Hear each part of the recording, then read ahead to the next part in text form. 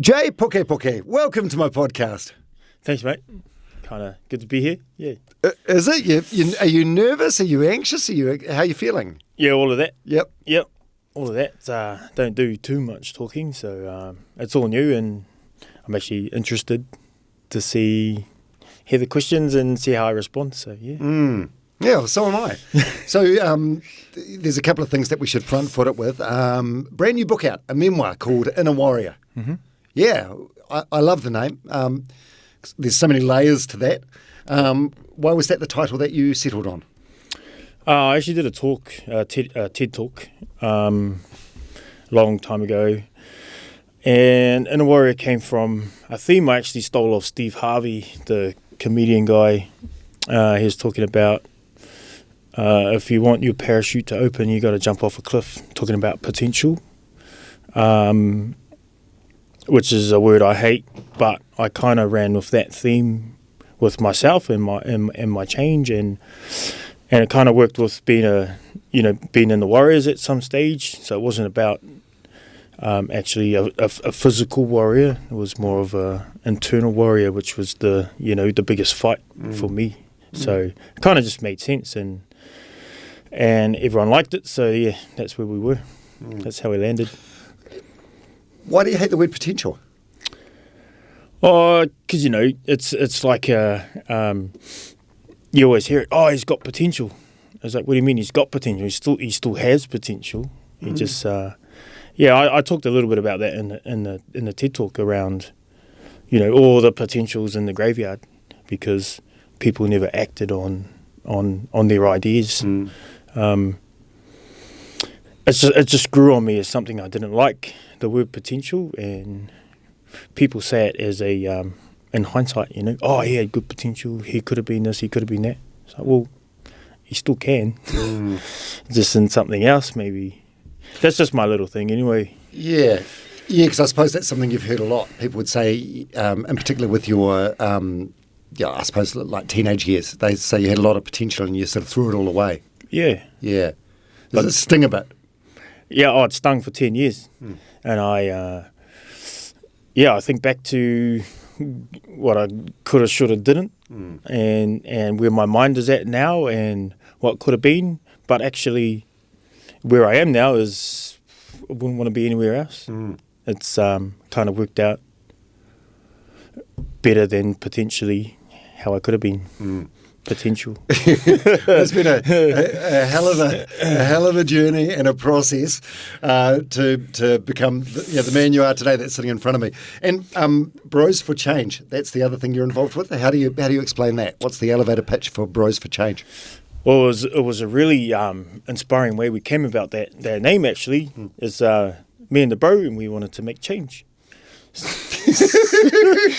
So we were just two bros and we wanted to make change, and we didn't want to complicate it, and we're just two bros wanting to make change. So So you settled on the name. No, but what does it, name aside, what does it mean, and what do you do? Yeah, so actually it came about because we both worked in a system that 9 to 5, babysitting, doing all these things, and that was okay at the start because I volunteered my time. I wanted to give back all what I had, and then we did that. And then once I sort of learned how it all works, I thought, man, I've got more than I want to give, that I'm allowed to give. So that didn't really work for me. I found myself just being kind of caged off in an area. You're allowed to do this and this and this, and don't let them do that. And to me, that wasn't helping. That was just glorified babysitters. So me and the bro Tiki Kupenga, he was there also. We kind of did some off-site peer supervision with ourselves and some Southern Comfort at the time. And, for about 4 years, we just talked, what would we do? How do we do it? What do we have? What can we offer? What can we take from what we've learned and add value and actually help? We don't want to put plasters on because they come off in a few days. We want to actually real change, so that's what Bros for Change is. It's not just a start date and a finish date contract. It's you're building a relationship for a lifetime. It's yeah. So who are the bros that you're changing? Anyone. Well, at the moment we're kind of contracted with the government to work with rangatahi that are so-called NEETs, which is not employed and enrolled or in training. But we take anyone from this particular program we call Timatanga Ho, Fresh Start. We work with anyone from turning 15 that year to up to 24. Also, other than that, we work with anyone one-on-one who, anyone. When I say anyone, it could be in a single-parent home, could be in a gang family, could be lacking confidence, school's not working for them. There's no exact type. It's a range of different things where they might come into contact with us. Right. So you're getting young people and you're basically you're warning them about potholes along the road that you've learned from your own journey in life. Yeah, part of it we call that reality therapy. The therapy is your reality. So it's all self-referred. We don't take referrals or court sentence rangatahi to do our program, because then they're not there because they want it. They're there because someone told them to do it. Yeah, they're ticking boxes. That's right. Yeah. So we might get 30 odd registrations for a cohort, and we can only take for our capacity up to 14. So we have to interview everyone and then sort of decide who's the best fit, who's going to benefit the most, who really needs this the most. And it's only based off our assessment, but we get it wrong as well. But yeah, that's the world, isn't it? Well, thanks for that explanation. I think that sets the platform for the podcast. You're a good dude and you're doing some great stuff in the community. So you got this amazing book, Inner Warrior, and you spend your days changing lives for the better with Bros for Change. So now we can start painting a picture of the J story, the good, the bad and the ugly. And there's plenty of each, right? Yeah, yeah. So what are your earliest memories of growing up as a kid in Christchurch? I actually grew up in Auckland. And I moved to Christchurch to get away from everyone. Oh, okay. Yeah, so I moved to Christchurch in 2009 maybe, but I grew up in West Auckland, quite transient. My earliest memories are chasing my sister to school. I wasn't 5. She was going to school and I used to chase her to school in Te Aratu Peninsula. Other than that, moving to Fielding with my mother and bunking school at that age and running up the river and building huts and getting into trouble and mischief. Those are my earliest childhood memories, and sort of not really seeing my dad much, just when he'd come for visits or we'd go up north. Moved around the family, uncles and aunties and distant uncles and grapevine uncles and around the country, Whangarei, Christchurch, Palmerston, Auckland. Not really settled. Many different schools. Never really settled in a school. Went to Rutherford and Kelston boys. Back when old mate, All Black coach was the principal there. Graham Henry. Yeah. So yeah, quite a transient kind of childhood. No matter where I was, though, I remember always finding the league training and the league field late everywhere except for training. Yeah. So when you reflect on your childhood, how would you describe it? Is it good memories? Fun. Yeah. Okay. Adventurous. Always fun. It was always fun. Got to hang out with all my cousins and moved around the country and was always looked after. There's no reasons for me to go off the rails. So you had a good start in life. Great start. Yeah. Had mum and dad. Had never hungry. Had didn't really have any friends. Had a couple of dogs that I used to hang out with. Were you just a loner? I was a bit of a loner, quite a loner. My kind of whāngai unofficially to my grandmother, so she wasn't too mobile. I was too mobile, so we kind of worked out there. She brought me up for a few years, so it was awesome. Yeah, and what was your relationship like growing up with your Māori culture? Kind of like pushed it away. Yeah, she was very strong. Her and my grandfather, very strong in the community in Te Ao Māori and Te Reo, and I just had no bar of it for no reason whatsoever. I just wasn't relative to me at that time. Why? Just wasn't. It just, other things were. It's the same reason, why didn't I go to school? Why didn't I stay at home? Yeah, there was no really particular reason. I really regret not taking advantage of that now. I wish I did, because now it's 3 times as hard to get what I could have grown up with. Hindsight's a wonderful thing, though, eh? You just can't live with too much regret. There's no point. Yeah, yep. Waste of energy. So you mentioned league before, yeah, and you were really good, right? Like you were in the Warriors under-19, like New Zealand age group teams. Who are some of the teammates or the people you played with that went on to become household names? Oh, household names: Monty Betham, Ali Lautiti. It was that era, Henry Fa'afili, Francis Melly, Clinton Topi. We were like under 13s, Auckland age grade. It was that era. It was. I always say it was when league was great. But it was a golden era. Yeah, you could still shoulder charge. It was really tough. I was physical, but my mind wasn't in it at the time. So yeah, that was the downside of not going to school was I lost sort of my social cues and socialising with people. I wasn't really too good at.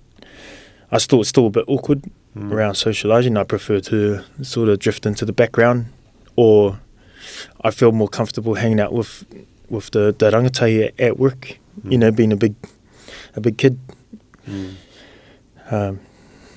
But yeah, watching those guys from there, Odell Manuel, Kylie Luruai go and do great, become legends of the game. Was really inspiring and kind of make me, regret again my decisions. But back then when I was watching it, I was like, oh man, I coulda, shoulda, didn't.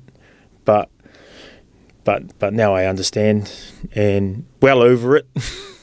But it took a bit, I was very sour and bitter at myself for a long time. Yeah, no shit. I can see how you would. Yeah, I mean, you don't hold anything against those guys for their success, but you just beat yourself up for throwing away this incredible opportunity. Hypotheticals they're difficult things, and they are kind of a waste of time. But is it fair to say you would have made the NRL? It's hard to say. I did have some contracts. When I got out, actually, when I got out of my indoor experience. Is that what we're calling it? Yeah, well, a lot of people do OEs. I do IEs.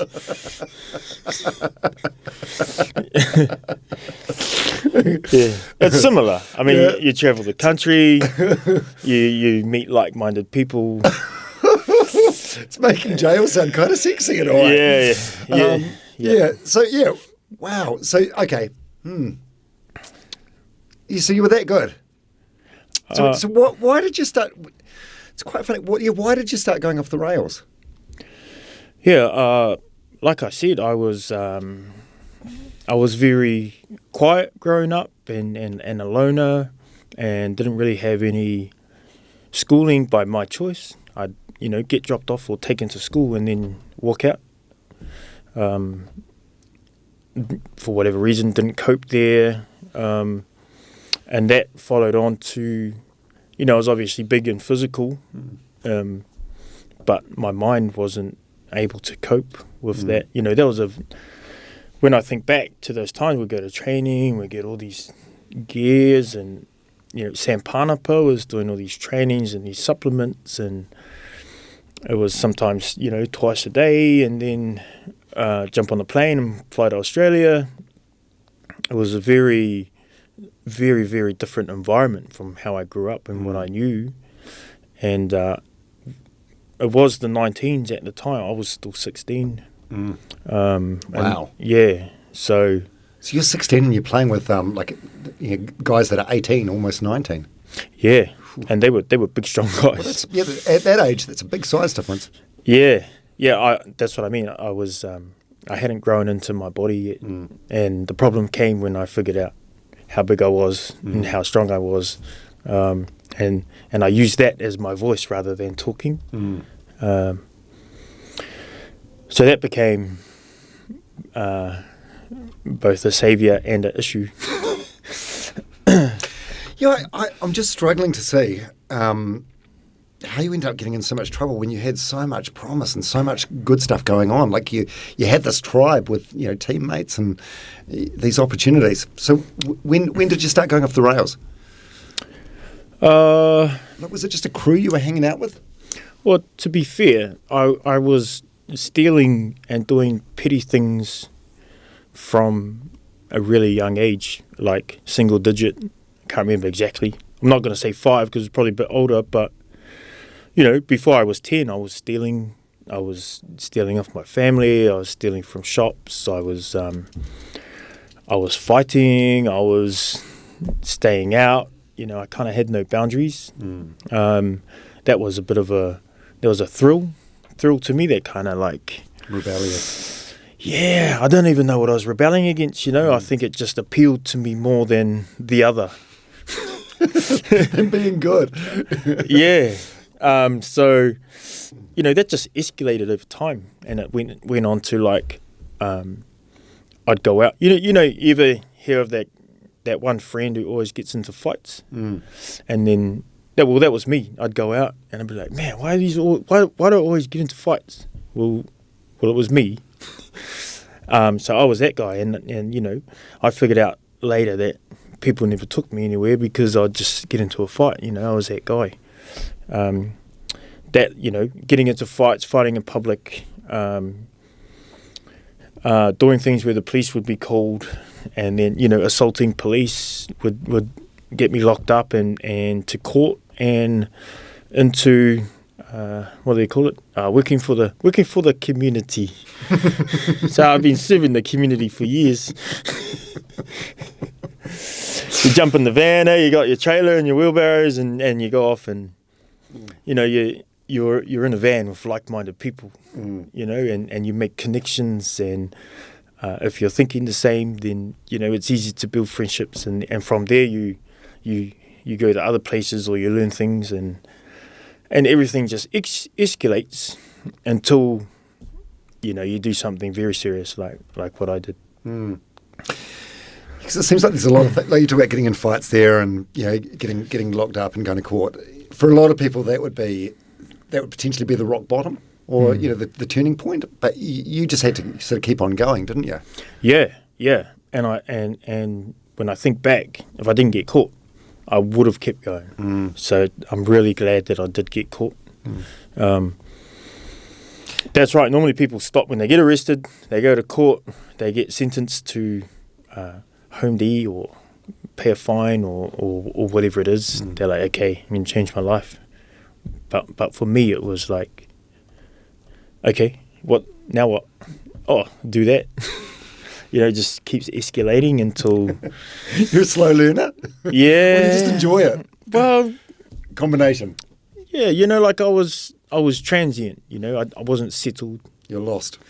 Yeah, I had no identity. I turned away from it. I wasn't settled. I had no home. I had plenty of homes, but no home, no homestead. I was a loner. This side of the railway tracks became like a family. I'd meet people. we would think the same, we would connect, and off we would go. So makes sense to me.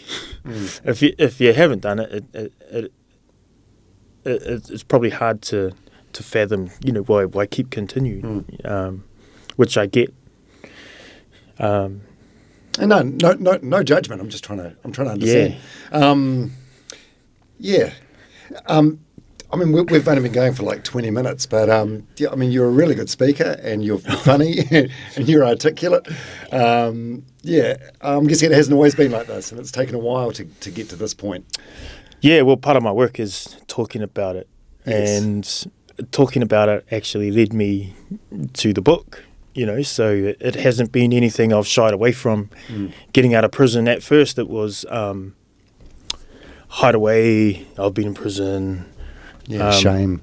Shame, 100%. Shame on me, shame on my family, shame on the victims.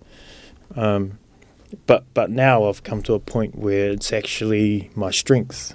I call on those things to not only keep me here, but bring others in and give back my experiences and Bros for Change. The key of it is, I did it hard, so hopefully you can do it easy. Learn from me or not. Up to you. But this is where it's going to end if you don't learn from me. Yeah, at least I can say, well, you could do that, but this is what will happen. And they're like, no, I'll be all right. You went to prison and you're all right. I said, yeah, but you're not me. You got to do your own yards. Yeah. Also, it's better to not be in prison than be in prison, right? That's right. Yeah. So do you remember your first armed robbery? Yes. Yeah. What was it? It's like a service station in Mount Roskill or something. Yep. I remember it. How old were you? Probably 19. 19. So this is when you were playing really good league. Yeah, I actually was playing really good league, and then I just gave it up and started fighting.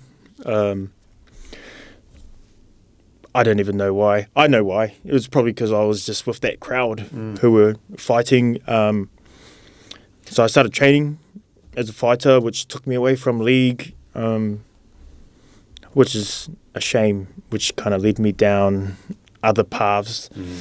I remember that night. I remember just saying out loud, "Oh, we should rob a petrol station, whatever."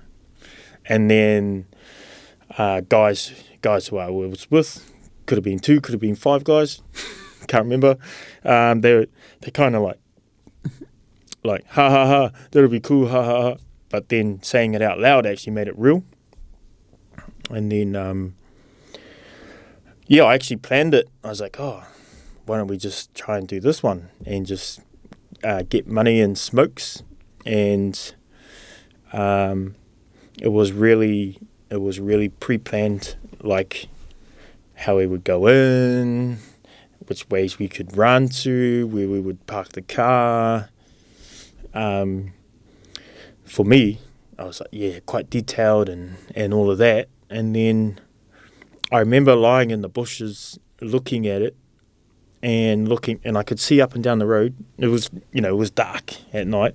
I could see up and down the road, and you could see cars, lights, and you could see clearly the service station. And I remember having a few false starts, like trying to get up the courage to actually run in there. And it took me 3 or 4 goes, and then, a car would come or someone would pull in. And then there was just a moment of silence, no cars, no nothing. And then I just got up and ran in. And just the rush of adrenaline that I got from it, I think is what fueled me to do it again, to find that feeling again. What did you get from it in terms of like smokes or money? Yeah, smokes and money. How much? Do you know how much, or whatever was in the till, which wasn't much, and try and clear out all the cigarettes and all that, which we would sell on for more money later. But what did you want the money for? Did you have addiction issues at the time, or? No, never really did. I tried every drug a couple of times, but never really stayed on anything. Yeah. All of these crimes, I was sober. sober and drug free. It was my drug was the adrenaline. You know, still today I have that addiction to adrenaline. I just do other things instead. But yeah, it wasn't even money we wanted to get money and things, but we wanted the thrill, and we got the thrill, and that fed us to do another one. So who went into that first one? Was it just you that ran into the servo? We all did. Yeah, we all did. And can you remember who was working? Like a guy or a girl? It was a guy. What sort of age? It was a guy. He was middle aged. What do you say? What do you say when you run in? Been intimidating as fuck. Yeah, I can't imagine. I'd fucking piss myself, I reckon. Yeah, I think the dangerous part of us was the recklessness, and when I look at other crimes that have happened that have ended quite differently, it was the same scenario for us. We never mean to hurt anyone or cause. We don't know. I didn't know at the time the stress or from not actually touching someone, just us running in there, balaclavaed up with a gun and demanding everything they had. Yeah, so that I suppose they're considered like non-violent crimes, but yeah, you're the villain in other people's story, and you probably remain that way for life. Like, oh fuck, I can't imagine how scary that would be for those people just doing their job. Yep, and it took me years to understand who the real victims were.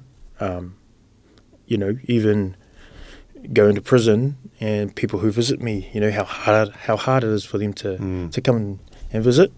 So, yeah, no, everywhere. It's just a trail of bodies. I use bodies because it's easy to see victims when you like create carnage and everyone's lying down behind you, you know, in different ways. Yeah, the psychological scarring. So you ended up doing a total of 15 armed robberies, all like that first one. Yeah, it's pretty much. Yep. Yeah. Yep. I feel like we got better and more efficient, and then the novelty ran off, wore off, and we didn't get we had to keep upping it to get the same adrenaline,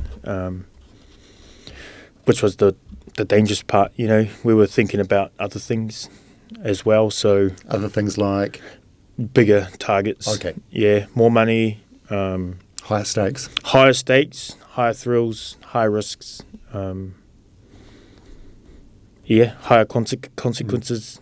That's what I mean. I'm glad I got caught because that was just time. In a sense, in a weird, twisted sort of way, it's almost like this became your new sport, eh? 100%. Yeah, it had everything. It had everything and more I would get out of it. Including a team. Yeah. Your little team. Yeah. Sometimes individual, sometimes a team. Oh, and we all had positions. Did you have a coach? You didn't have a coach. Oh, we had team supervision. Yeah. We had peer support. Oh. So did you? So you didn't get caught. You did 15 before you got caught. Yeah, and we actually dobbed in. Because I was with someone and I had a gun on me at the time. We were in a taxi and I was gonna pull the taxi up, you know, and it was a van. They were in the taxi. They're like, and I got dobbed in on my alias, which at the time was Seymour, and I actually saw a statement saying Seymour, and I kind of rounded it off to a few people, but it's good. I'm glad they did. And from that led to, you know, an investigation which led them to me, which is also good. Yeah, because I was escalating. Yep. So, were all your co-offenders arrested at the same time? Potentially. I did see a few guys throughout my IE around New Zealand. What's IE again? Inside experience? Indoor experience. Indoor experience. Yeah.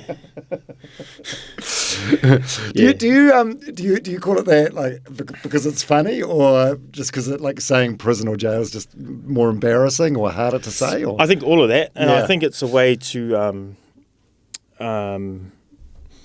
because I'll say something to someone and they'll be like, "Ooh," but if I say it in a way where it's kind of non-threatening, I don't know. What do you think? It's cute. Exactly. So it's kind of more approachable. It obviously wasn't like that. It's just what I say. It's I'm still a big kid. So the moment you get arrested, is that a dramatic thing? I remember talking with my cousin actually 2 months ago about it, and I still can't. I kind of black out in a part of it because it's all kind of surreal. There was armed defenders up in the trees and stuff, and this is serious. Surrounding the house, and I'm just sitting at the window, and my cousin's telling me this actually because it's a lady they know came up the drive, and she wasn't like, "Hey, it's the police."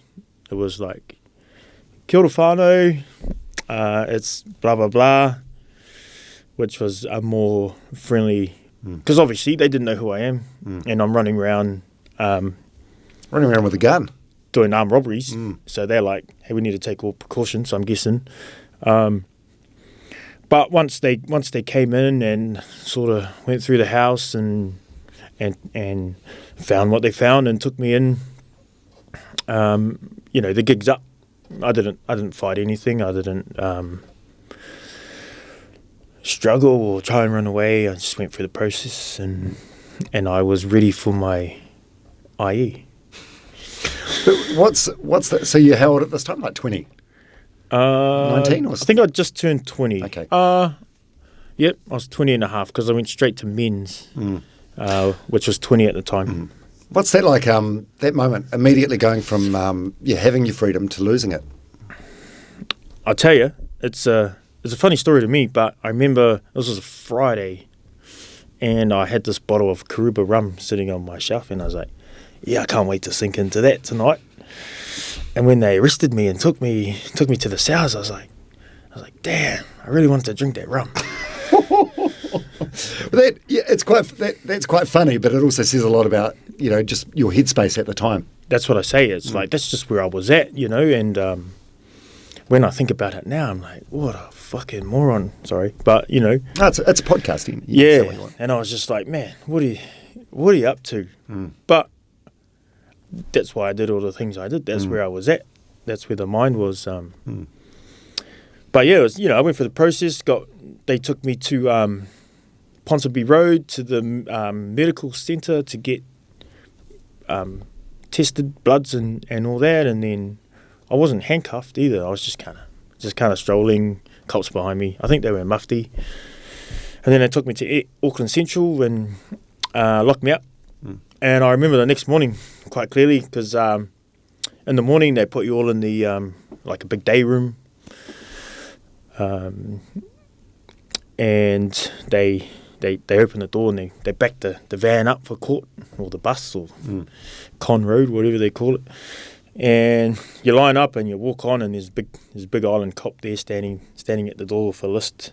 And as people are going on, it's like, name, oh yeah, you'll get bail.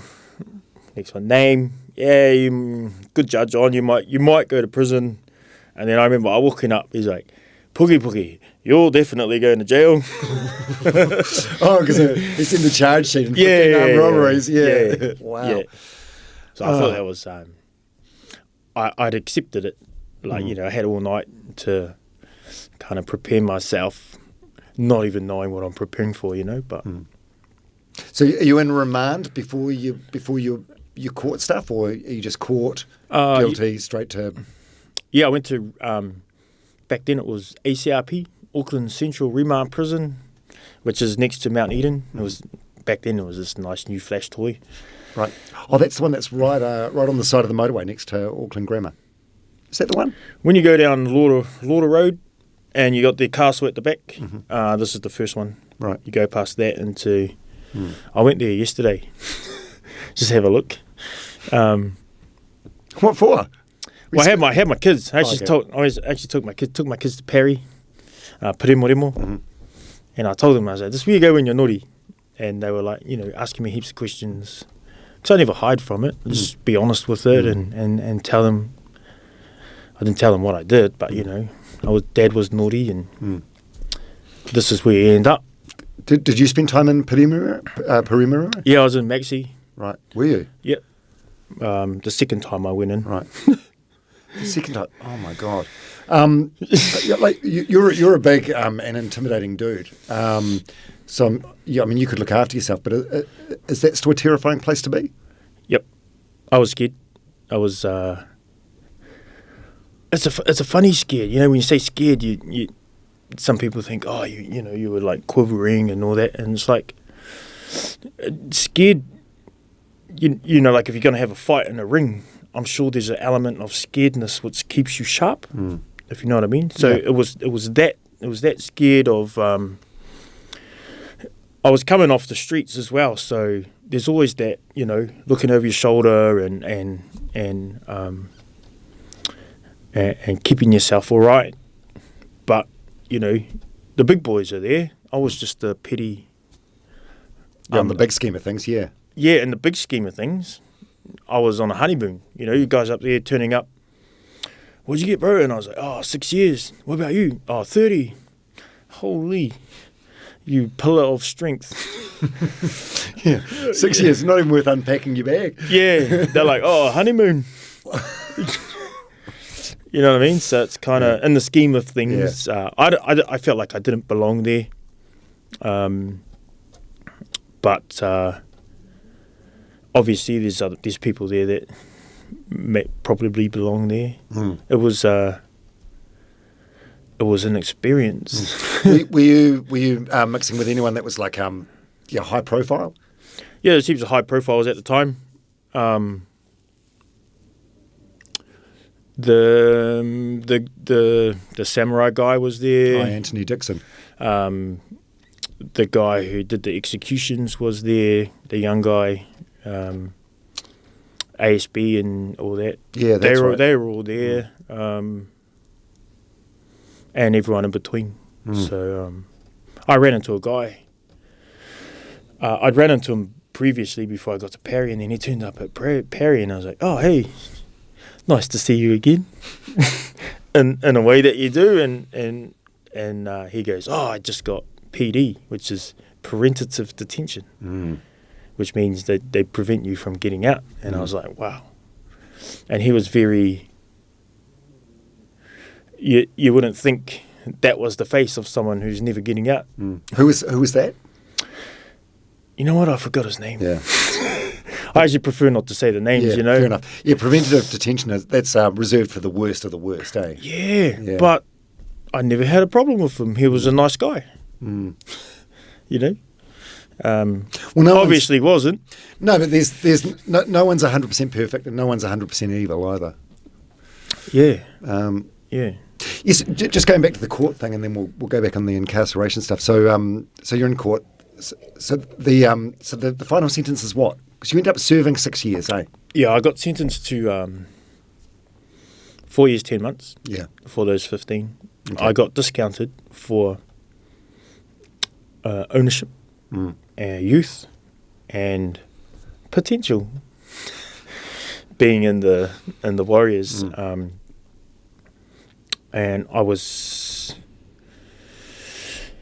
I served 3 years, 10 months of that. I call it 4 years. So I was released on 1994? 2004? 2004. Yeah. I was released after serving 3 years and 10 months, which was 2/3 of my sentence, right? Whatever that worked out at. Yeah. There was no good behaviour. It was like you get sentenced, you serve 2/3 of it, and then you get released to some conditions. And I got $350 steps to freedom when I got out, and I think I just pissed it up. I got released from Rangipo in Central North Island. Yeah, Tūrangi, underneath Mount Ruapehu, and got picked up, and my mate, he came down on the V8 and did a big wheelie on the way out, and then we were off, and it was, and I was out, and I got out with an ego, with more connections, with the same attitude that I went in with. I hadn't matured, I hadn't grown up. I just met some more people. And you were bigger. I've heard you describe yourself as looking like a stop sign because you've done so many press-ups. Well, that's relevance to missing leg day. All right. Yeah. So you get that sentence, and at that age, 4 years is a long time, right? That represents like 20% of the life that you've already lived. So it seems like an impossibly long time. When that door shuts and locks, what's that moment like? Very first time I got shut behind a cell in prison. And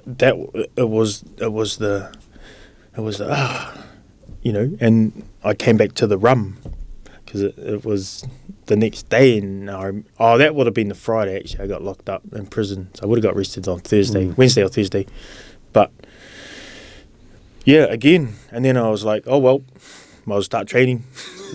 So just started doing press ups and sparring in the cell and learning inside life, because there's a lot to learn. You got to learn everything without asking questions. What do you mean? Can you elaborate on that? Well, you got to just stick to your own business. You don't want to walk in and you see something going on there and you walk over like, oh, what's going on over here? And then, it can get you into trouble. So you just kind of, you worry about yourself, you mind your own business, and you should be okay, really. So it's usually, I knew when I first went in, I met a guy I played league with years ago, and he kind of gave me a rundown on, oh yeah, you're all good, hang out over here, and we're going for a game of Crash and all that. So what's Crash? It's like league in 4 concrete walls, or it's like league without passes. You can pass. It's you just kind of run. I learnt very quickly to stay in the middle, because if you're down the sides, you can get like pushed into the wall. Or I remember at the Mount Eden, in the south yard, on one side there's like metal pillars that go up, and there's like a tin roof and sort of seats, and people can sit under there. There's a phone. I remember one guy was like, he broke a tackle and was running up and passing the pillars, boom, boom, boom, and then I don't know where it came from. Someone hit him, and then he just hit the pillar with his head, and he shook the whole roof. It was like, like if you run into metal, dong, dong, dong, dong. And I was like, what? He got up. I was like, wow, stay in the middle. Where is the fun in this game? I think it's just another measure, it's it's fun when you're on the other end of it. But those first few nights though in your cell, like how, like, are you homesick? Like, are you feeling devastated? I think you come to terms. I think you always miss things. Where I was, it was fully enclosed concrete. There was no grass. It was fake light and aircon. So you get pale. You miss the grass. I missed the grass. And I was there. I went from there to Mount Eden and back to there to serve my sentence in the remand prison in the kitchen. I was there for most of my sentence. It wasn't until I got to the last few months, I was like, send me to the camps, bit of freedom. I mean, it is what it is, if that's a thing. You just, you adapt, you adapt and you can make the most of it, or you can feel sorry for yourself and stay in your cell. Yeah, there's a saying that I've heard, but I don't fully understand it, and I suppose you only would fully understand it if you've been incarcerated. Excuse me. The saying is something like, you have to serve your time or your time serves you. Have you heard that saying? Do you know what it means? Yeah. What would that mean to you? Stick to yourself. Do your own time. Yeah. Don't worry about what's happening over here. If you start worrying about someone else's time, then you might get caught up in someone else's time. Sometimes it's hard to do when you're enclosed in a, you got a captive audience and you're in a block of 20 to 60 guys that you see. They say 5 years with your cellmates, like 15 years with your family, because there's no escape. Well, I can agree with, I've got some really tight bonds with some good mates from there. Is it a violent place? Can be. Yeah. Oh, I saw a lot. I didn't do a lot. You managed to avoid it? Yeah. I was just worked. I was in the kitchen most of the time, which was great because I wasn't hungry. I was starving and up in Maxi. Yeah, because you're a big unit. I'm guessing the portions are quite small.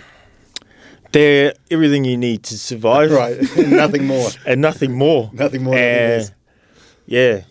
I watched my kids, like, this morning they had Cocoa Pops and toast, and I remember in Palermo it was 2 toast, maybe 3, and 2 Weet-Bix, and that would sustain you till, unless you had snacks which you could purchase, which not everyone did. Working in the kitchen obviously has its perks. I tell you what, I've been through a lot of educational institutions since. The most I ever learnt was in prison. The most I use in my life today is from prison.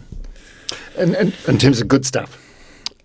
Yeah, like not like people I met and tips and tricks of how to rob banks or anything. Yeah. It's more about life skills and things. Life skills, bigger picture, looking at the bigger picture. I used to be quite, I get quite aggravated and agitated quite easily. Now it's hard, or I avoid it. So if I feel like there's a situation where I'm getting worked up, I'll just totally disappear. That's my strategy, because for me it was happy, friendly, big kid, or smash your head in. So I had to just disappear over here. Yeah, I mean, there's no doubt about it. You've done the work. That's the thing. No one can. You have to change. Like, no one else can do it for you. That's right. Yeah.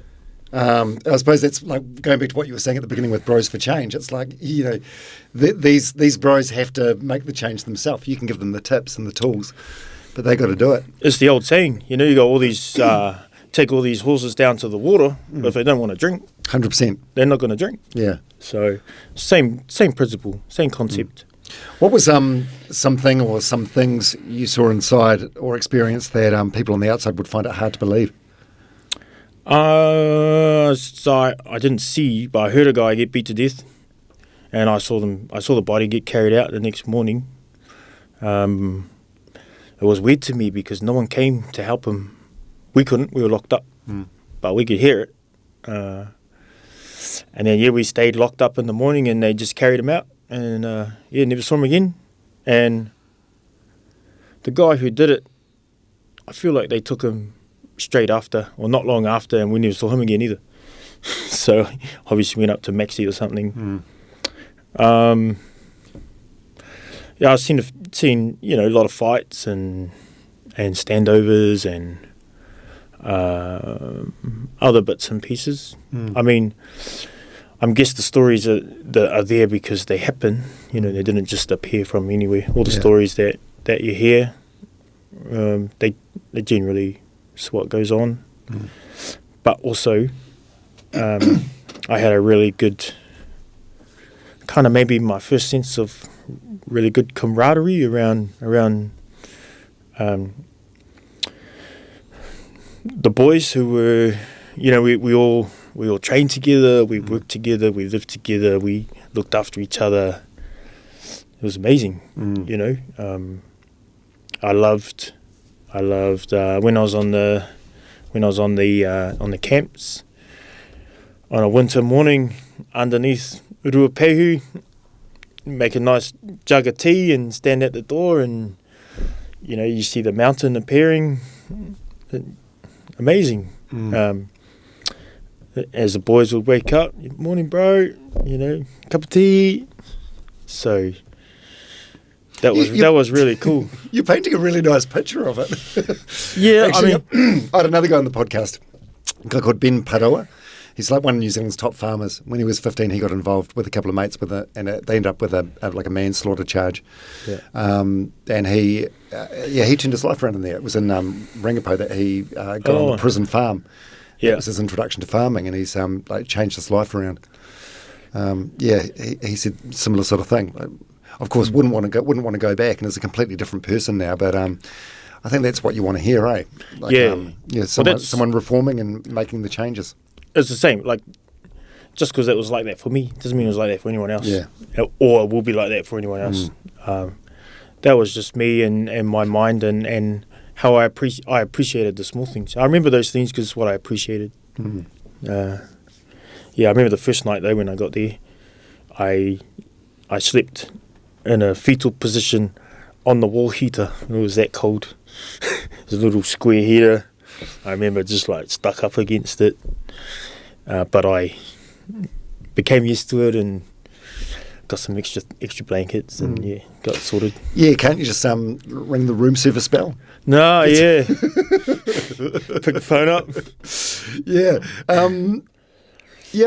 What is one thing or the things that the public get completely wrong about prison? Because I feel like there is this sort of perception in some ways with some jails. Like, I remember when the Spring Hill jail was being built.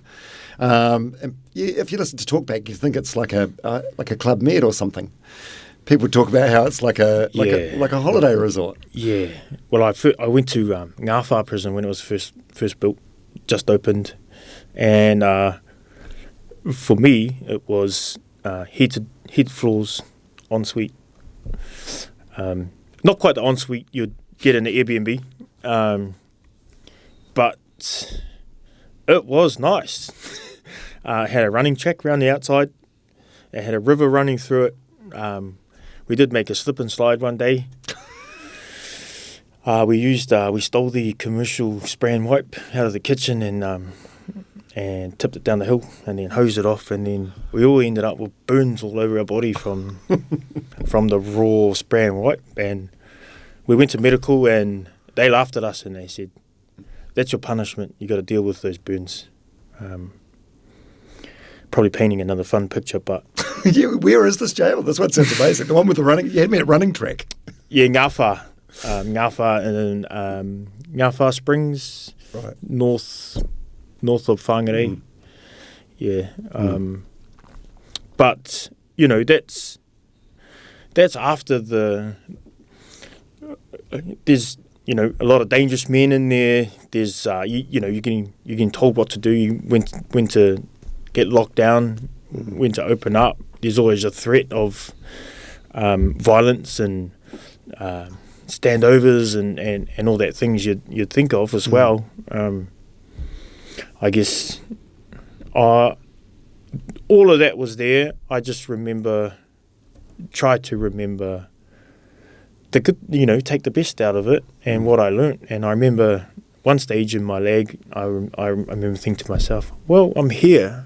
I might as well take it for granted and get everything I can out of it. And then I ended up doing a sport and recreation paper at Northern Polytech in Ngāwhā, and I met a guy who brought me into Auckland Hotel and Chef's Training School, where I became chef afterwards. So all those things came out of prison, and other things can come out of prison too, but depends what you take out of prison or yeah. So it's kind of, that's just my story, you know. Everyone else is different. Yeah. What about courses and stuff? Yeah, so you did all the courses that were available to you. So did you do anger management?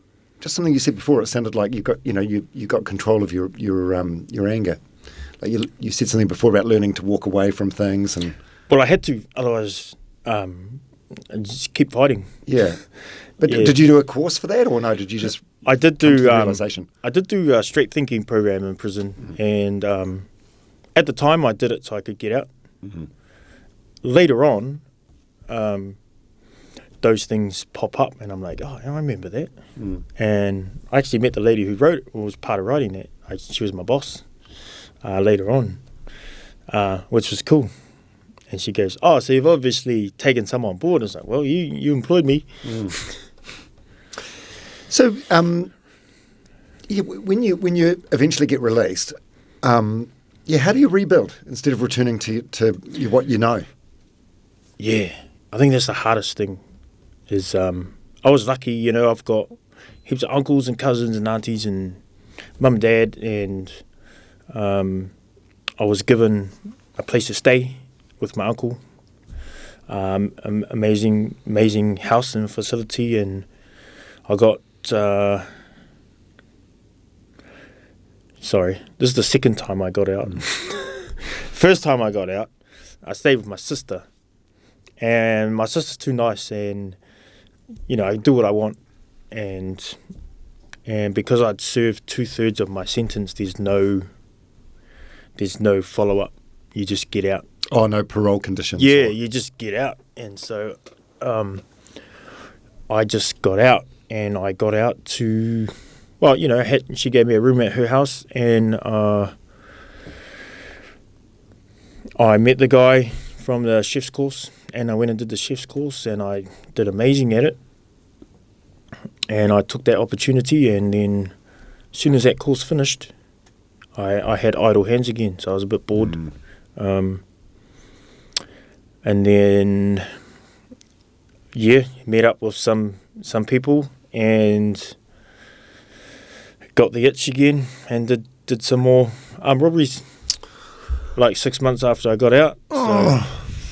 So got caught straight away, and straight to prison. They made it a recall, so I got another 2 years, and they sent me straight to maximum. Oh, so that's when you go to Parima remote. Yeah. They're like, you're going to maxi. I was like, ooh, that's another level. So, yeah. Man, why did you? You've had time to reflect. Why did you do that? Why did you go back to that? The second time? When you got released after that first stint. Yeah. Why? It seemed like you had so much going for you at that point. You'd done is this when you came out and you were bigger and stronger? Yeah. Oh, okay. Met some people. So it was always going to happen. I think so. Yeah. I think it was inevitable. It was amazing I lasted that long. I remember I was working at a place, and the guy goes, what are you looking at? Or what are you doing? And I was like, just making myself aware of the surroundings. He's like, what do you mean? It's like, just checking out the streets. And why is that? It's like, well, you never know where you need to go. And he's like, what do you mean? I was like, well, you know, you just never know. That's just what I was thinking. You just needed to know where you could go, exits, for no reason whatsoever. Like, it was an amazing place, but it was just a mind frame. So you're just wired with a criminal mindset. Just wired. Yeah, just wired. And you know, you spend 4 years in prison, and you come out, you think differently, no matter what. You're desensitized a bit. You're seeing things you maybe shouldn't have, and you met some people that you probably shouldn't, and you just. Yeah. Well, something like the horrific story you described before about like hearing someone in another cell getting beaten to death. I don't know if you can ever be the same again after hearing something like that. Yeah. At the time, I was like, it was worse when it was happening because you could hear him wailing. That's why I was like, man, why is no one coming? And you just kind of go to sleep, and then you wake up, your body clock wakes you up when the door opens, and then so you wake up and then the door's not open, so you have a look out the little window, and then you see the body getting carried out, and then you're like, oh, he didn't make it. Kind of, you'd think overnight they'd gone and helped him, but they didn't. So that actually doesn't play. Maybe it does unconsciously, but I don't really. That doesn't weigh in on my thoughts really. Like that's that was his leg. Yeah. So you get the second stint, and then is it during that time that you come to some sort of internal realisation that you got to change? As soon as I got to the cop shop, or as soon as I got to the cell, when I got picked up, taken down, the dude lied too. I had a bung knee from. Actually, when I got out, I played Baracard Cup, rugby league, and I did my medial MCL or something. So it was bung. And then the cop, I remember, he took me in. And he goes, oh, this is the guy. I could see him. I could hardly walk, let alone run. He goes, yeah, he was sweaty, like he's been running and he's puffing. I was like, where you up to, bro? You're full of shit. Anyway, I did it. So I got locked up that day, and straight away I was like, oh well, we'll start training. So yeah, just started training. But actually training, that whole stint was just full on training. Physical or mental? Because it seems like you're doing physical training the first stint, but it was the mental training that you needed to do, right? Yeah, well, it was physical, which helped with my mental. Okay. And I was kind of like, because I've been there now, so I'm going back. I know the environment, kind of, and it's a new environment at Maxi, but I want to be. I was focused, and I didn't stray for 2 years. I think I did 2 years. I served 6 years all up, so it must be another 2 years. Yeah. And then went through the motions of that. And when I got out, I was quite a lot bigger, a lot less fat. I got out. I remember I got sent back to Mount Eden to get released. And I put my clothes on when I got arrested, and they were tight and in all the right places. Not like now, but remember the big green door at Mount Eden? They opened the door, and I had my bag and my clothes on, and I kind of stepped over the door and out into the open, and then they shut the door behind me, and then I was like waiting for my dad to pick me up. And then he pulled up. He's like, how's it? Get in. And then we went for breakfast at his mate's house, and then I got $350 again, and I went and bought some training shoes, some Asics, and it was Wednesday, and then I went to training on Thursday night, and then I played on TV on Monday. Wow. On Baracard Monday Night League on Māori TV, and there was about 5 or 6 cops in that team, and they were awesome. I even had my my Mount Eden woolen jersey on at first training, and to me they didn't bat an eyelid. It was just in the team. I don't know whether Bernie or anyone had a word to them or not. But who's Bernie? Bernie Perenara. He was the coach at the time. Been my coach many teams, many years. So you're like. Actually, when I remember the trainer, he was like, "Oh, you might not be used to these kind of trainings, being in prison." And I remember I was like doing the trainings. I was like, "Is this it?" Must be so nice not running into aluminium poles. Yeah. I remember just every night we'd do that. Just every night running around, weights. We would wrestle. We were in the kitchen, so we were like well fed, and we had heaps of rest. So, food, train, rest, good recipe, right? End of the season, second or third, I think I played 3 games at the end of the season. And then was just fizzing for league, ready to go. And like the hardest thing is actually living out here. It's so easy just to go back to prison. It's really hard to stay on the outside. Can you explain that? Because for anyone that's listening to this, like having your freedom taken away seems like one of the worst things imaginable. It seems like a place that once you've been there, you'd never want to go back. It is. But then when you get out, you've got responsibilities and bills, and when you're in there, you're warm, you're dry, you're fed, and when you get out, you got to be an adult. You got to, especially if you got. I didn't have kids or partner, so it was just me. I only had to look after me, and that was hard. All the people I'd met in 6 years, the last 6 years of my life, you run into them, they contact you, you meet up with them, and there's temptation, and it's so easy just to like do that one more, just to set you up. But for some reason I didn't, and I call on rugby league for that, and soon as that, but I went to training, and then I played on Monday Night League, and then they put me on a plane and sent me to Camaraderie to play, and then we came back and played Otahu, and then after that it was the season over, and I was like, oh, now what? And Bernie's like, Māoris, Auckland Māoris. So straight into training for Auckland Māoris, something to focus on, something to keep me going.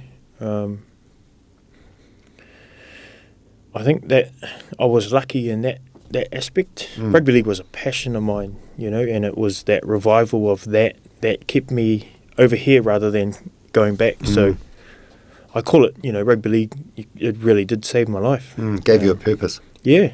Reason to get out of bed in the morning. So how old are you at this point, like mid-20s? 26. 26. So there was no chance at this point of like becoming like part of the Warriors or anything? Had you just lost too many years? Well, actually, Bernie goes, oh, they got this new New South Wales Cup team, which is like Warriors reserves trial. You should go. I was like, whatever. Anyway, I went and I made the team, and so I got out in October, and the trial was, I don't know, maybe January or something. And then went straight into like 2 trainings a day. But they travelled every second week. They followed the Warriors kind of thing, which I couldn't. You could only do home games. Yeah. Travel restrictions. Yeah. So, I remember one of the guys from the Warriors like, can you travel? And I was like, you're not? And he's like, oh, that's a shame because it could be different. Man, I think about that all the time, and I think because I only had one aspiration. Well, I had 3. I met the other 2. The last one was to play NRL, which I didn't quite make it. The first 2 was like own a WRX and Victoria's Secret wife. So I got those 2. Very simple. So you're married and you got kids now. You mentioned before, because we're recording this during the school holidays, and you took your kids past the jail. Yeah, how old are your kids? I got 4. So 4, 6, 8, 15. So what do they know about your past? What do you tell them? I answer their questions in an age-appropriate answer. So I never hide from it, but I don't give them the blunt truth on that. I just tell them, Dad was naughty, Dad some things. I took them up to Perry yesterday and showed them where I used to live, and Mount Eden where I used to live, and they asked me heaps of questions and I answered it, and then they're like, I'm still the dad they know, We went around the old hood today and showed them different houses and where my dad lived and my grandmother, and What sort of questions do they ask about jail? Well, when we got to Parias, obviously, It's an intimidating place. yeah, I look at it now and I think, man, how did I get in there? Oh, that's right. Front gate. Yeah, front gate. on the into jail bus. Yeah. Uber for Jay. One way. No. And then I told them, oh, yep, Dad used to stay there. And they're like, did you get food? Just because it looks like it's just fully... So just the way their mind works, you know. Yeah. And I was like, actually, I used to cook the food. Oh. And then it went on to, what kind of food did you cook? So just kind of... Kids' questions. There, but, you know, as they grow old, they'll develop it into what it really is. But Well, you got this book now, so they you can just, when they're old enough, here, read the book. read the book, bro. Yeah. Yeah. I've always been open and honest with them and the boys I work with. That's been actually the strength, you know. It gives them something to... Our tagline for Bros to Change, you know, real people, real talk, real change. So real people as in, you know, we've done some shit too. Real talk is in completely honest, and real change is in... We want you to actually change. We don't want to just like tick a box and shake your hand and have a nice life. You know, we want you to actually... whatever the change it is, just be happy, man. Enjoy your life. Do whatever you want. Yeah. Not be a puppet. Cut those strings off and do what you want.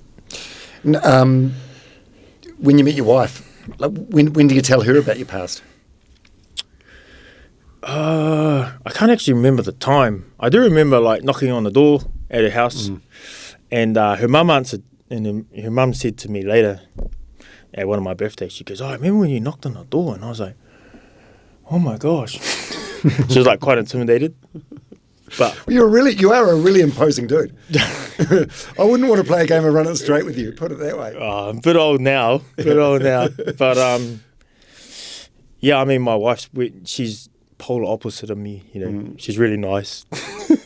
She's got Dutch descent, a Christian upbringing, very caring, very giving. Yeah, everyone's like, bro, what does she see in you? You know, and I think my mystery is what she sees in me. She loves.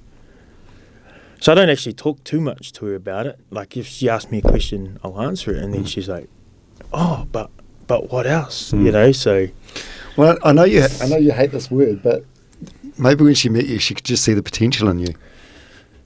Yeah, she saw something. Yeah. She saw something. And you haven't let her down. Like, you know, you're living a really good life now, and you're doing really cool stuff.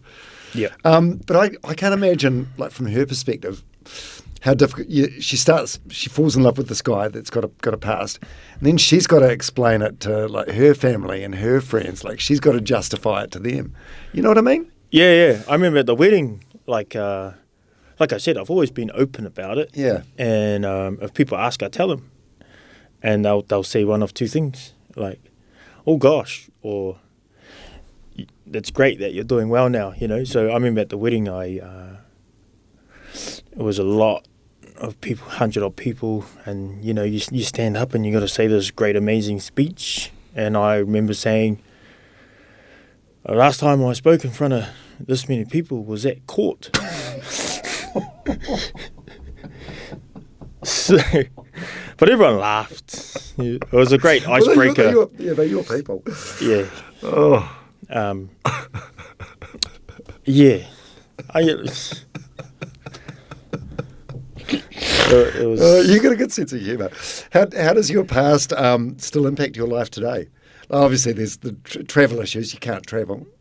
I can. You can. Where can you go? Everywhere. Really? I've been around the world. Oh, shit. Kind of. Yeah. I've been to Raro, Fiji, Makati, Australia. I got my visa to America. I just didn't go. Amazing. Yeah. I apply. I go through the paperwork and I check and I ring everyone up and make sure, what do I need to get in? Oh, you need this. Apply for it and get it. So I've been. I actually went back to Australia and did a year playing league over there, in 2014. Mm. So that was a big breakthrough. Oh. That's when I finally got over not playing in the NRL. Yeah. Really? Why is that? Did it sort of just scratch an itch? Yeah, so I went over and I did the thing, and by the time I did the thing, it wasn't my thing. Mm. Yeah, and I came back and got married. Yeah. You're 100% right. I scratched the itch. Mm. Yeah. Yeah. What about redemption? Is it? Are there some people that just can't see past your past? Do you know what I mean? Yeah, 100%. Mm. See it all the time, and every time a news article comes out, there's always the comments of, once always cheetah never changes its spots and stuff like that. But whatever, I'm here, I'm doing my thing. People are weird, because what we want from the New Zealand prison system is people like you, people that go through, do the work and change and become contributing members of society. But then there's some people, and it's like they kind of don't want you to change in a way, or they don't want you to experience a certain level of success after you've done something bad. It's a real strange mindset. I find it hard to get my head around. Yeah, same. And I see it all the time. I see it in other things where they comment on, not me, something will happen, and they just, no matter what you do, they just see what they want to see. I find myself there sometimes when it fits my narrative. Yeah. But I'm aware of it, and I try not to. I try not to. But it's human behaviour. Yeah. What would your advice be for anyone that's like listening to this or watching to this now that's at their own version of rock bottom right now?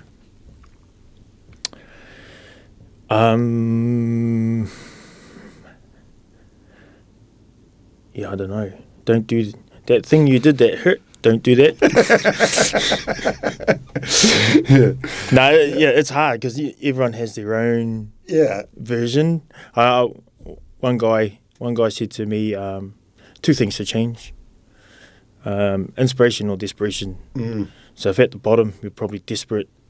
If you can't change when at the bottom, or you get inspired by someone to lose that weight or go to the Olympics or be an All Black or whatever. So find that, and if you can't, just work harder. Maybe work the weekends. Yeah. Well, that's one thing I've got from this doing this podcast. I've done like 250 episodes now with all sorts of people, like some really high achieving New Zealanders. It's like the one thing they all have in common is hard work. Natural talent's only going to get you so far, but hard work is it's the one thing they all have in common. God, when you were sitting in your various jail cells, did you ever imagine your life could look as good as what it does now? In a distant dream, you dream of things, and I dreamt of things for my life. It was never this. It was never this, and what I do, and it's just amazing, and I'm lucky to have a supportive family and great mates now, and people who keep me honest, and like a great community of league and the other sports, disc golf and whatever. What sport? What did you say? Disc golf. Disc golf. Is it like frisbee golf? It is. Do you play frisbee golf? I do. I wouldn't have picked you to be a frisbee golf guy. Well, I'm a non-contact sport guy these days, and disc golf, you don't need any sand dune running, no pre-season fitness, no Saturday night benders after the game. Yeah, we actually ran the New Zealand Nationals at the beginning of the year.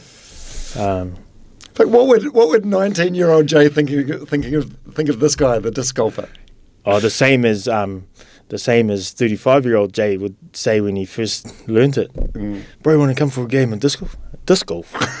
Does it look like I play disc golf? Anyway, I went and instantly hooked. Wow. And it's great for the boys at work. Like, we get them to build the courses and, whole range of skills in that. And also, it's great for one-on-one chats. Go for a round. Yeah. So it's great sport. When did you become good or better than what you were at being open, like having vulnerable discussions and talking so openly and freely about this real crunchy stuff? I remember the time. Do you? There's a YMCA National Hui, 2013 or 14. They had a National Hui in Christchurch, and me and Tieki were tasked with the welcome, the opening, and keynote speaking. And Tieki was always the front man. He was really good. He's really he's an academic, and I was kind of like the mahi guy in the background doing all the bits and pieces. Anyway, he goes, "Bro, you should tell your story." And I was like, "Oh, that's a bit new." And he encouraged me and helped me. And anyway, we got to the part, and I told my story, and people responded, which was empowering. And people were encouraging, and I felt awkward walking around after, thinking like, you know about me. Yeah, like vulnerability's hard. Like it feels like you've been standing naked on stage in front of those people. Yeah, another guy who was a sergeant in the army for 21 years, he works at Bros for Change now. I told him, I was like, do you want to come and do some stuff at our camps with our boys from a different perspective? And he used that opportunity to... because he was saying in the army, everyone's there because they want to be and they want to learn. But when you got kids who are not there because they want to be, and I'm talking about army, and you have to try and teach them, it's about working to the audience. Anyway, while we were there, I spoke to these kids because he's used to get down and give me 20 now, and when I spoke to them from from being vulnerable. Like I shared some stuff to the kids about, and the kids responded to me better than the way they responded to that. And he was like, "What's the sorcery?" Because he's a hard man. He's quite. So ever since then, he was really curious about that side of it. So now he works there. And interesting. There's a different way of communication. It's sort of like what you were saying before when you first got arrested, and the police were there, and it wasn't like confrontation. It was like, "Kia ora, it's the police here." It's a different way of approaching things. Rather than get on your knees. Yeah, kicking the door down, and it was a different approach, which was, I think the result would have been the same. I wasn't gonna, the gig's up. Yay.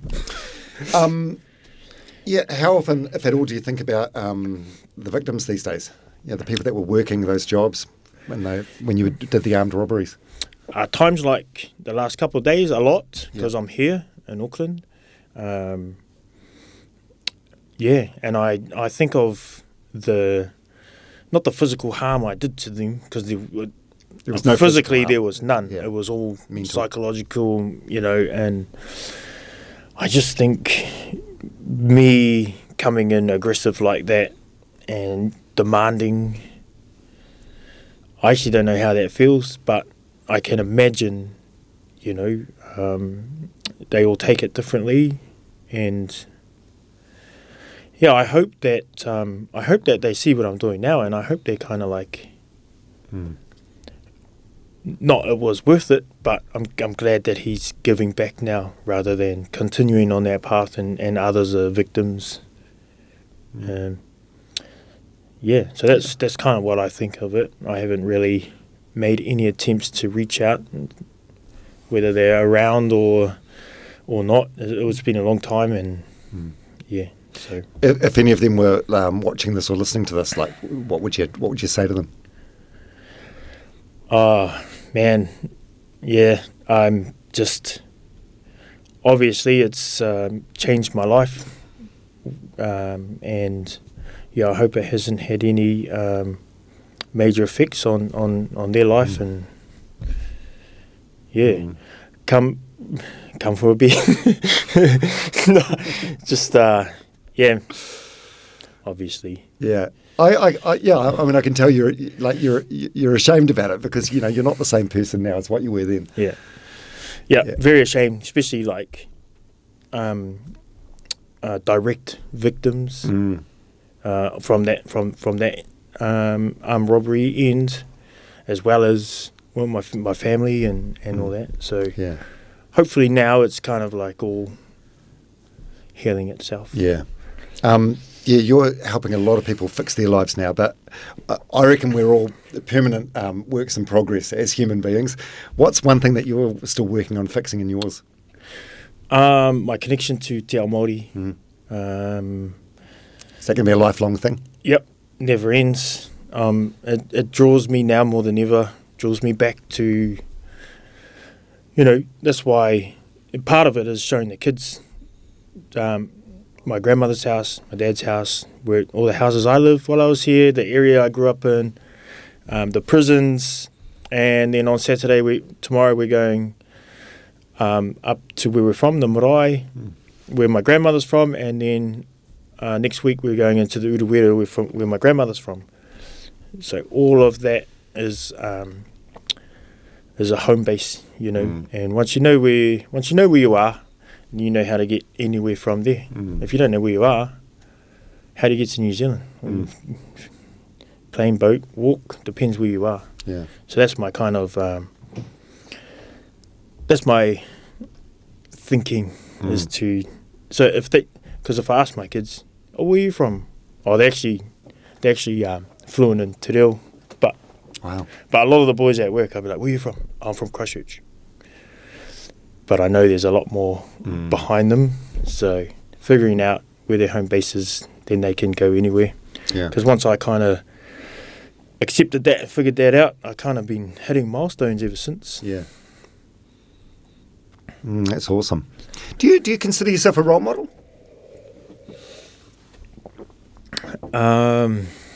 Yeah. Yeah. And it's quite easy. Like a recent one, I'll take kids up the hill. We'll walk up the hill, in the Alps somewhere. And what are we doing up here? So, well, we're hunting. So we haven't seen any animals. Well, we're getting experience. And then, well, what do we do now? What are we going to do now? So let's all sit around, let's have feed, and I'll read you a chapter of my book. And they're like, oh. But I'll read it, and then I'll read a chapter, and then I'll leave them with that. And then throughout the next couple of days, I'll be walking with them on the way back or whatever, and they'll be like, oh, Matua, you're saying about how, like, you didn't have a home. Yeah, I know, because, I've been passed around. And so, they connect with a little bit of it. And if they see I came from that, and that's where they are, and they can see what I'm doing now, it's a light for them. It's something for them, It's not always going to be like that. But it's up to them. Yeah. Yeah, it's like we talked about before. You can give someone the tools, but they got to figure out how to use them. Yeah. Oh, there's one thing in your book. There's a line you used, and I wanted some elaboration on this. I forgot all about this, actually. So you said you served something like 6 years, but your total sentence was 16 years. 16, yeah. What does that mean? Well, if you do 6 years of prison and then you get out, you're not immediately back to where you started. You're 6 years behind, if not deeper in a hole. You don't get back to a playing level field. Well, I didn't. And so when I got out, not only was I behind, I was actually in a hole. So it took me 10 years to change the perception of myself and rebuild enough things to get back to what I didn't have when I started. Right. You know what I mean? Yeah. Like when I went to prison, I didn't have anything. So when I got out, I had to rebuild back to not having anything. Right. Yeah, because you need to work even harder to prove yourself that you're a contributing member of society. Yeah. Okay. Oh, that makes a lot of sense. Yeah. Oh, that's interesting. I've never heard anyone explain it that way. Yeah. So you don't just get out and just carry on where you were. You don't get held up. You're actually generally worse off, and you have that stigma following you around. So not only do you have to prove yourself, you have to prove yourself more because you're that guy. Yeah. If you were able to go back and talk to an 18-year-old version of yourself, I know what you'd say. But would that kid listen? Nah, he wouldn't. Nah, people are like, I always say, I built this program for young me. The program I run now is what I needed. But in all honesty, everyone knew I needed it. I knew I needed it, but I wouldn't take it. Yeah, you had to learn the hard way. I had to learn the hard way. And that's what I say to kids. It's like, you can either listen to me or you can go learn some lessons and then come back. Yeah. But do it easy, do it hard. Up to you, you know. I love that. Yeah, ultimately, it's personal accountability. Yeah. Are you have you been able to forgive yourself? Yeah, a little bit. Mostly, like I really love some results that we get. But then there's always that like thing in the background, like what if and what have I done to people? So I guess like doing the work I do now is makes me feel better about myself. Is that right? You still carry a bit of guilt and shame about? Yeah, there's always like when some people say it proudly. Oh, this is my mate Jay. He did this, but he's a good guy, you know, which is fair. And then every now and then you get the judge look, like and then, hey, nice to meet you, kind of thing. Whereas like, yeah. But you know, that's a snapshot. You know, there's a lot in between which I'm happy with. Yeah. But I did it, so you know. Got to live with the consequences of your actions. That's right. Yeah. Accountability. What about future? How old are you now? What's your age? Well, they call me on my birth certificate. They said I'm 45, but you freeze in prison, so I'm 39. Yeah. What happens on your birthday in jail? Well, I can't say that, but no, you can. It's a podcast. You can say whatever you want. Yeah, I mean, a few things. You can go to sleep. You can a couple of birthday. I had my 21st in prison, and all the guys, they actually bought some things from their canteen, and then they all put it all in together. And we had a wee party, you know, chocolate biscuits and chips and stuff like that. May have been some homebrew, can't remember. Homebrew, like made with old fruit. Is that how you make prison wine or whatever they call it? I've had a Vegemite one, Minties, Raro, a yeast one, oranges, ferments. Fuck, does it taste like shit? Yeah.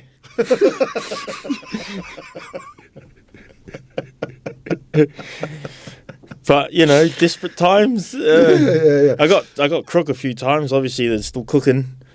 But the moment was great. Yeah. I suppose you just want that moment of escapism, eh? Yeah, I remember my 21st. You know how people normally get a key. I was like, well, in this case, I really wish I had the door. Yeah. Yeah, what about future goals? Yeah, where do you see yourself at? Yeah, 50, whatever. Living quietly in the bush, self-sustainable, teaching my kids all the life skills, and quite simple actually. Simple life if in the bush, hunting sustainably, and learning about the taiao and retracting back to matariki and those ways, living quite happily. It's got quite a strong pull on me these days, so it's really cool. Well, chasing chaos didn't really work out for you, so chasing simplicity, I think that's the way to go. Tried that out, didn't really work out. 1 star, wouldn't recommend. If your kids were here, your kids and your wife, and I asked them to come together as a group and put together like 3 words to describe you, what 3 words do you think they'd come up with? That's tough because it's kind of like talking about myself, but they'd probably say funny. My wife would say either determined or hardworking, and the kids would say farting. Jeez, how bad is it?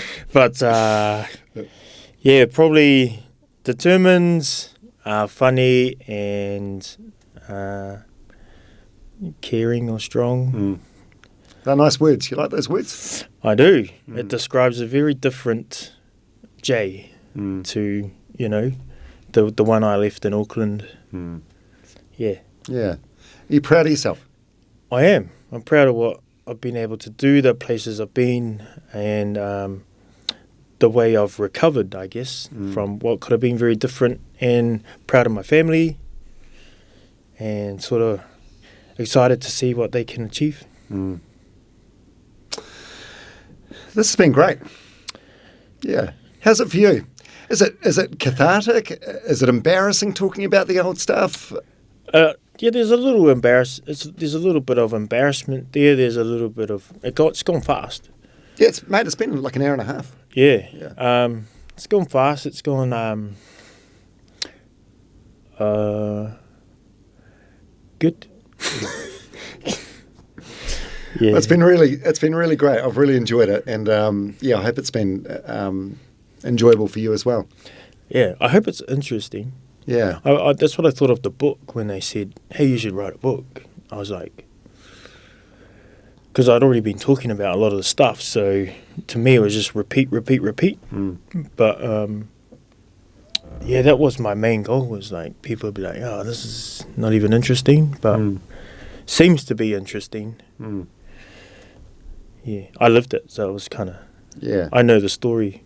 Did you? What was the process? So publishers came to you. Did you write it yourself, or did they give you like a ghost writer that interviewed you and then wrote it for you? Or? Yeah, they gave me a ghost writer. Yep. They actually found me. I did a TED talk, and they found me on that, and then rang me up and said, "Do you want to do a book?" I was like, "I never went to school." But they said they'd do it. I was like, "What I got to do?" They're like, "Nothing." Yeah. I was like, "Okay." Can't see any negative out of it, so yeah, let's do it. Yeah, it must be crazy, like going into a mall and seeing yourself in a paper plus. Yeah, the kids got a bit of a routine now. They're like, every time we go in, they're like, being the first ones to find the book. I've been signing a few at the shops, and they put a sticker on it, and then I encouraged them to put it out the front.